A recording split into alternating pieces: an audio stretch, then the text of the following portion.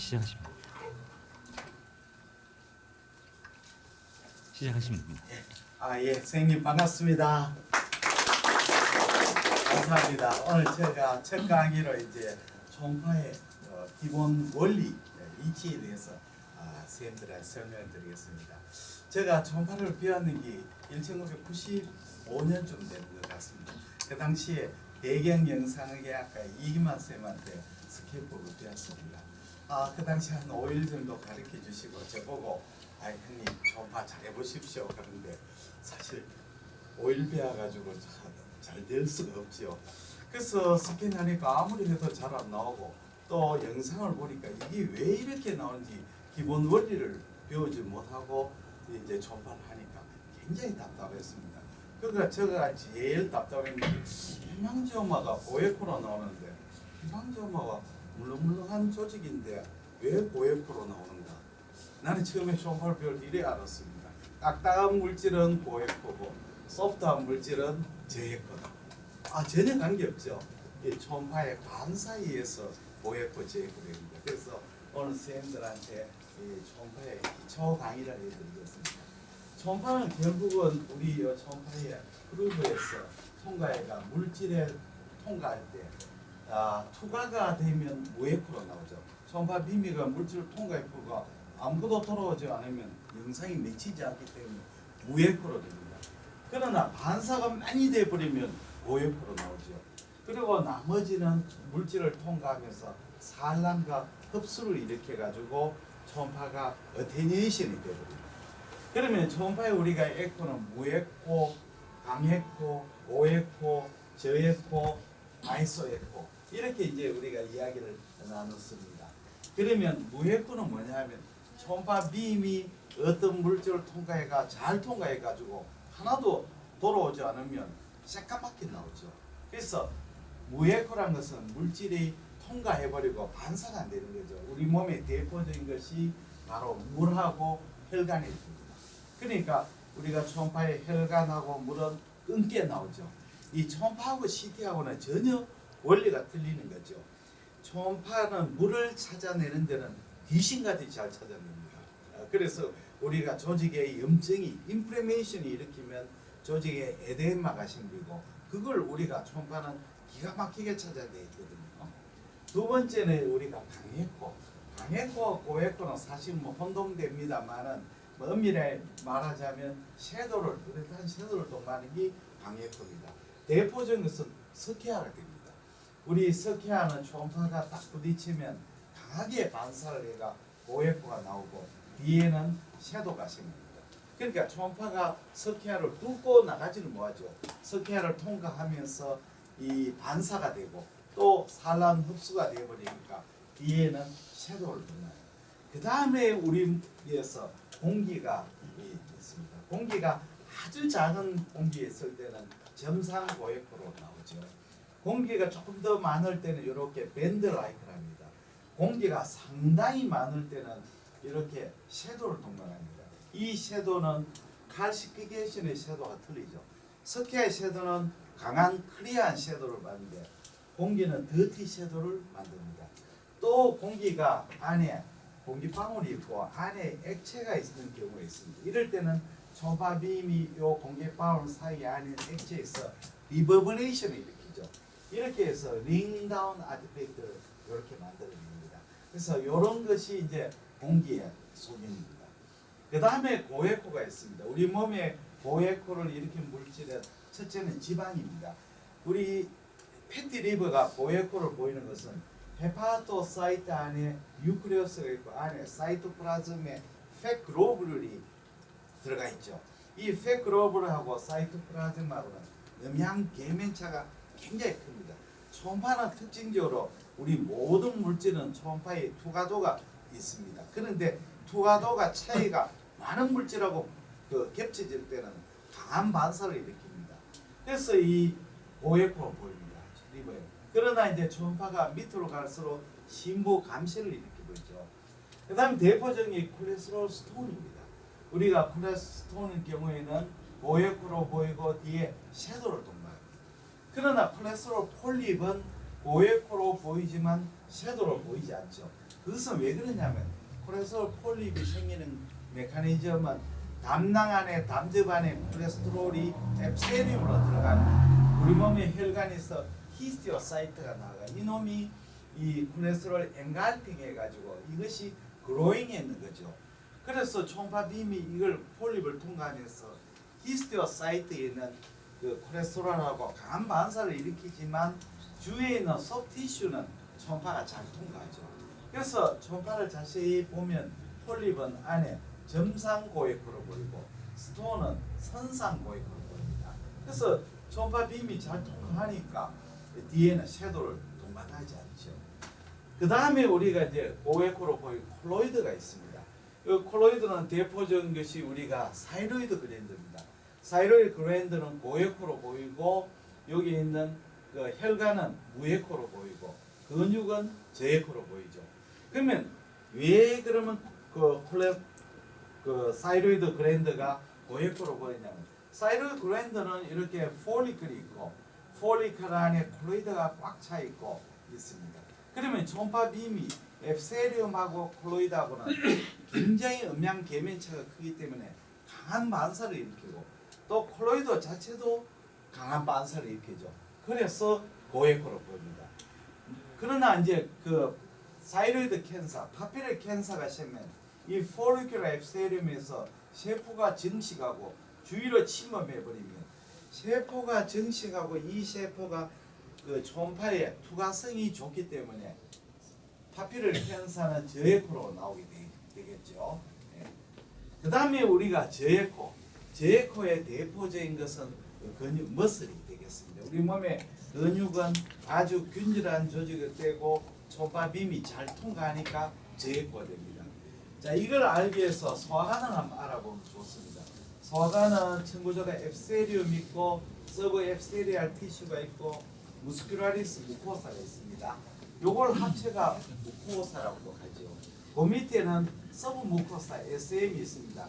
SM은 아주 루스한 알레올라 티슈고 그 안에 베슬, 림파틱, 너브, 글랜드 각종 조직이 꽉 차가 있죠. 그러니까 초음파 빔이 이걸 통과하면서 강하게 반사를 합니다. 그 다음에는 근육이 있죠. 무스큘라리스 프로프리아. 그 다음에 서브 시로사가 있습니다. 초음파 빔이 앱세륨하고 부딪힐 때는 강한 반사를 일으키가 제1층은 고액구가 되고 그 다음에 무스큘라리스 무코사층은 저액구로 보이죠. 제3층에서 무코사는 초음파 빔이 서브 무코사를 통과하면서 여러 가지 헤테로지너스한 물질하고 부딪히니까 강한 고액구를 만듭니다. 머슬은 투과가 좋으니까 저액구죠. 그 다음에 시로사, 서브 시로사는 이것은 이 아주 뭡니까? 파이브러스 티슈죠. 파이브러스 티슈니까 이거는 고액으로 됩니다. 그리고 파이브러스 티슈하고 바깥에 있는 조직하고 음양 계면차가 있으니까 고액으로 나옵니다. 자, 아까 고액구에서 우리가 지방하고 콜로이드 이야기했는데 파이브러스 티슈가 또 고액으로 나옵니다. 예를 들자면 우리가 리브에 생기는 HCC는 일반적으로 저액구를 만들죠. 왜냐하면 HCC 세포가 엄청 증식해가지고 초음파의 투과도가 높기 때문에 그렇습니다.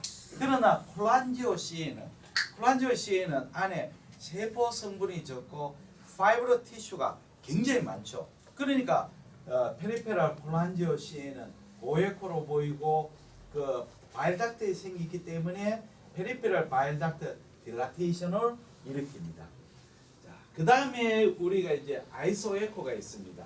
아이소에코가 제일 문제가 됩니다. 우리가 초음파는 그 반사의 차이로서 병변을 찾는 거죠. 그렇죠. CT는 어떻습니까? 엑스레이 투과도의 차이에서 영상을 만들죠. MR은 또 틀리죠. 그러니까 이런 일이 많습니다. 우리가 이제 그 리버 시로시스 환자를 추적 검사하다 보면 1cm 되는 저에코 결절이 발견돼 가지고 CT를 찍으면 영상의학에서는 결절 보이지 않습니다. 그러거든요. 나는 분명히 봤는데 CT는 안 보여요. 그거는 왜 그러냐면 우리는 CT의 반사의 차이고 엑스레이는 엑스레이 투과의 밀도의 차이로 그 영상을 만드니까 전혀 틀리죠. 그 다음에 또 대반대인 경우도 있습니다. 우리 해망지오마 경우에는 해망지오마가 고에코 해망지오마 발견대가 CT를 찍어보면 나는 S3에 한계가 있었는데 영상 이야기에서 S5번 있고 7번에 있고 4번에도 있어요. 내가 CT를 보고 초음파를 찍어도 전혀 결절이 보이지 않습니다. 이거는 왜냐하면 주위하고 그 초음파의 반사도가 비슷하면 영상이 나오질 않습니다.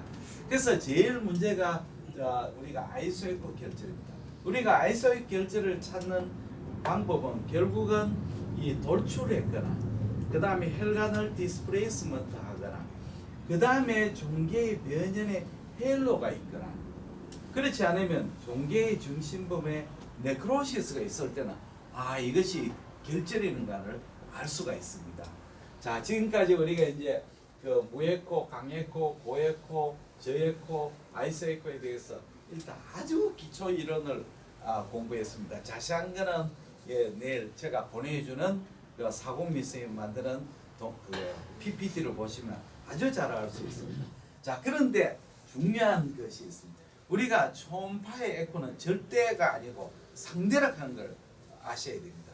가령 우리가 저쪽에 영덕에 한 20명 되는 학교에 1등 학생이 대구에 제일 좋은 그 어느 고등입니까? 여기 대구로 붙으면 경신고등학교에 전화가 가지고 1등 할 수 없지요. 가가 원래 대한민국 1등 같으면 어디도 1등입니다만 그렇지 않죠. 그게 상대적이라 하는 걸 꼭 기억해야 됩니다. 자, 이게 키드니를 한번 보겠습니다. 키드니는 보시면 콜텍스가 고에코고 수질은 메줄라가 저에코고 중심에코 복합체가 강에코로 나오거든요. 그러면 왜 콜텍스는 고에코로 나요? 콜텍스는 보면 사구체 그로메루스가 있습니다. 그로메루스는 혈관이거든요. 주위에는 뭐가 있습니까? 프록시말 컨버러처들, 디스탈 컨버러처들, 파이브러 티슈가 있죠. 초음파 빔이 이걸 통과하면서 사고체와 주위 조직하고 강한 반사를 일으키가 고에코로 나옵니다. 어린애들은 반대로 그 콜텍스가 그래 고에코로 안 보입니다. 왜 그러냐면 그로메루스가 발달이 적게 돼 있거든요.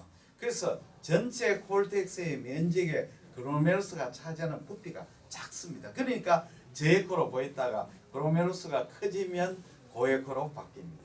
메줄라는 왜 저에코로 보이냐면 메줄라는 튜블로 되어 있거든요. 튜블라 스트럭처 안에 플루이드가 보여 있습니다. 그러니까 초음파 빔이 잘 통과해가 저에코가 됩니다. 자, 그러면 중심에코 복합체는 왜 고에코로 보입니까? 이건 서브무코사하고 똑같습니다. 서브무코사가 왜 고에코로 보이냐면 안에 루산 알레올라 스트럭처 안에 림파틱 너브 베슬 그랜드가 꽉 차가 있어가지고 이것이 강한 반사를 일으키게 되었습니다. 그래서 우리가 중심에코 복합체는 신우가 있고 신우조에 혈관이 있고 림파틱 닥트가 있고 신경이 있고 소프티슈가 있고 이렇게 다양한 조직이 뭉쳐있기 때문에 반사를 많이가 고에코가 되는 거죠. 자, 그러면 나이가 들면 우리가 키드니 안에 중심에코 복합체 안에 그 페트가 증가되거든요. 페트가 증가되면 어떻게 돼요? 더 고에코로 될 것 같죠? 아니죠. 왜냐하면 우리가 중심 에코 복합체의 반사에 의한 에코가 패티 인필트레이션 에코보다 훨씬 더 높은 겁니다. 그래서 사이너스 리포마토시스 신우주의 지방이 증식되면 오히려 중심 에코 복합체가 저에코가 되어버립니다. 이 일을 아시겠죠? 그래서 우리가 림파틱 닥트가 딜라테이션 되면 파라펠빅 시스가 되고 혈관이 딜라테이션 되면 어떻게 됩니까? 그 안에 저에코가 되고 신호 안에 물이 차이만 되고 하이드로네프로시스 되면 중심에코 복합체가 저에코가 되는 거죠. 마찬가지로 우리가 HCC의 종괴가 커지면 이 종괴가 커지게 되면 주위에 조직을 컴프레션 해가지고 이 헬로가 생기죠. 이 헬로는 파이브로 티슈인데 파이브로 티슈는 주위 조직에 비해서 에코가 낮습니다. 그러니까 파이브로 티슈도 저에코됩니다. 그러면 결론으로 이야기를 드리면 우리가 에코의 초음파의 에코는 두 가지로 결정됩니다. 첫째는 그 종괴의 에코에는 종괴의 물질이 에코제닉한 머티리얼로 구성되느냐.